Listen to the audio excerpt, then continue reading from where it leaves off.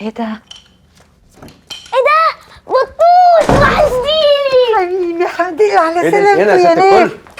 الحمد لله على سلامته، الف سلام. عامله ايه يا روح؟ كده برضه يا شروق انت وشريف؟ بقى يوسف يتعب محدش فيكم يكلف خاطره ويكلمني؟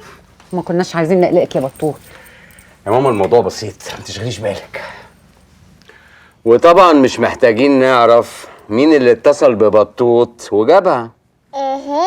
انا والله ما لحقتهاش ولقيتها بتتصل بيها لوحدها. كده برضو يا كنده ماشي. والله حبيبه تيتا يا ناس. طب يبقى حد فيهم يعمل لك حاجه يا كوكي. انا هلم هدومي واجي معاكي يا تيتا. هلم هدومي تيجي معاكي يا تيتا اهو. لا يا حبيبتي، تيتا مش هتتحمل اسئلتك الوجوديه لحظه واحده، وبعدين تيتا مش مروحه، تيتا بايته معانا. هي تقف فين؟ خليتها تمشي يا بنتي، هي عليها ذنب تفضل قاعده مع العيال؟ بصي يا تيتا، السكور بتاعي في جروء جاردن. حلو. اللهم صل على النبي. واخده بالك؟ ابنك واخد جدته كوبري علشان يلعب بالموبايل براحته. هما دول حد بيعرف يكلمهم كلمه وهي موجوده؟ منورانا يا بطوط. ده نوركم يا حبيبتي، نوركم نور حبايبي والله.